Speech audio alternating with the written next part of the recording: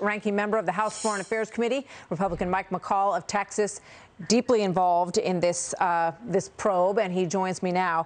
Congressman, good to have you with us. You know, I guess one of the big questions here is we're in the middle of this 90-day study that's being done by United States intelligence agencies under the auspices of the Biden White House.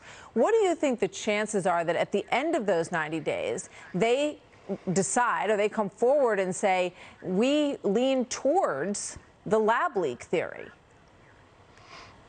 I think very unlikely. I don't think President Xi will allow anybody on the outside, including the WHO, access to this lab. He has too much at stake.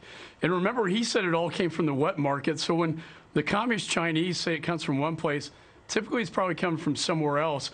I got that briefing on the Livermore lab report at that time when I was writing Origins of COVID-19 report myself. And it's disturbing because it raised for the first time the possibility it came from the lab. Now, since that time, it's been declassified. 3 of the researchers at that lab came down with flu-like symptoms, hospitalized with COVID-like symptoms in November of 2019. And then we had these State Department cables questioning the safety protocols. I think all roads lead to the lab here. And I do think that there's an argument as accidentally released, but we may never know, Martha, what the real truth is unless the Chinese Communist Party opens it up. Yeah, that's probably not too likely.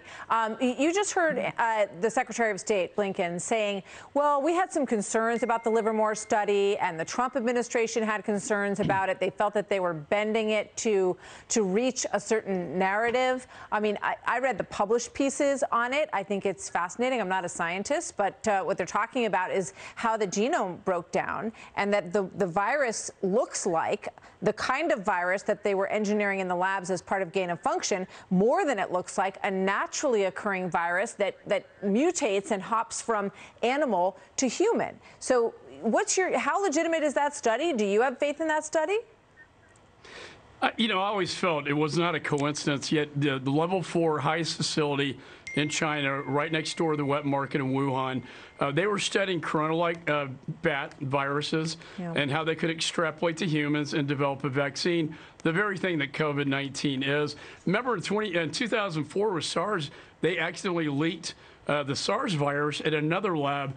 They have a very poor track record for safety, and I think the likely is very probable that this got leaked out of that lab. Well, that's why I ask, you know, after they look at everything that you've already looked at, will they be more open or potentially leaning towards that theory from the Biden administration based on what we have all learned in the past several weeks? Congressman, thank you very much. Congressman McCaul, good to have you here today. Thanks so much, Martha. So we're going to keep